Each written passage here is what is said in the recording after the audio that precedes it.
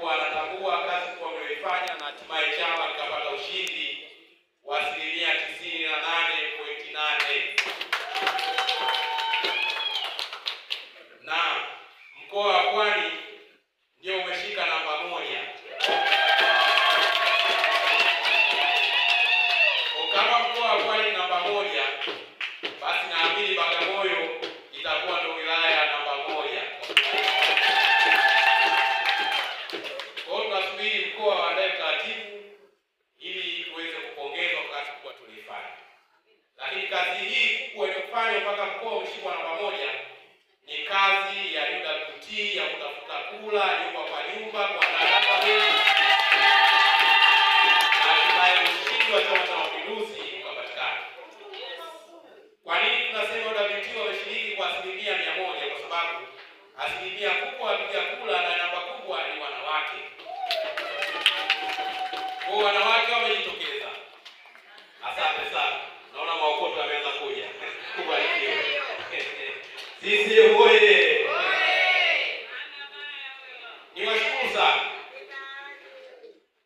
Na haya yote tumeyafanya kwa ushirikiano mkubwa. Mwenyekiti, pongezi sana. Na wewe tulikupa jukumu zito la Chalinze. Kwa sababu kamati ya siasa tuko wachache, tukaligawa katika makundi mawili.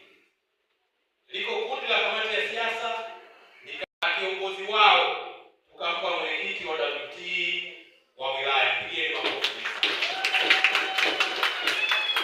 Amefanya kazi kubwa.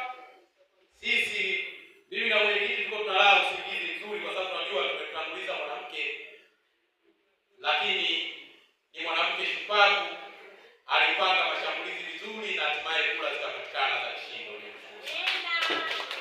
Lakini na katibu wetu wa wilaya yetu kwa naye huku Bagamoyo, kwa sababu mgombea wa Bagamoyo alikuwa ni mwanamama, tukasema katibu gawana na mwenzako, kula za wanawake tunazihitaji Chalinze, basi tumpeleke, kwa sababu sisi viongozi wakuu tuko huku, tumpeleke mwenyekiti wa WT. Lakini kwa sababu sisi tuko huku, basi tupate na msaidizi wa mwenyekiti awepo Bagamoyo. Na Bagamoyo na kwenye tumetia kula, tumeshinda ushindi wa kishindo. Pigeni makofi. Ndugu mwenyekiti, viongozi wako kamati ya utekelezaji haikulala. Kila siku tuko tunakesha wote ofisini kuhakikisha mipango yote inaenda